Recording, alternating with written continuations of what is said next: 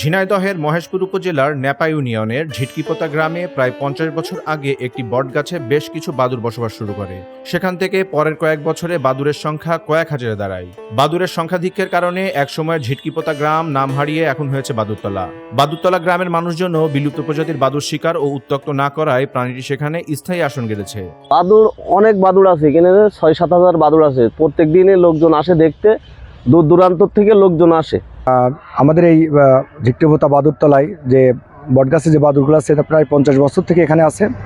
এই বাদুড়গুলো রাত্রে খাবার সংগ্রহ করার জন্য পার্শ্ববর্তী ভারত সহ বিভিন্ন জায়গায় তারা খাবার সংগ্রহ করার পরে আবার ফিরে আসে এবং দিনের বেলায় তারা ওই বটগাছে থাকে। প্রায় দীর্ঘ ৫০-৬০ বছর ধরে হাজার হাজার বাদুড় থাকে।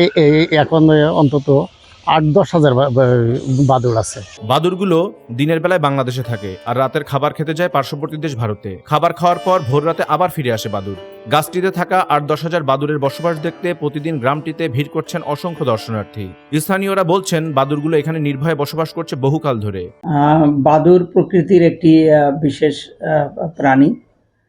তো এটা পরিবেশ সংরক্ষণে আমাদের অনেক ভূমিকা রাখে। তো এখন কাজিরবের ইউনিয়নের ঝিটকিপোতা এলাকায় যে বটগাছে যে বাদুড়গুলো ওখানে আছে, এটা বহু কাল থেকে এখানে আছে।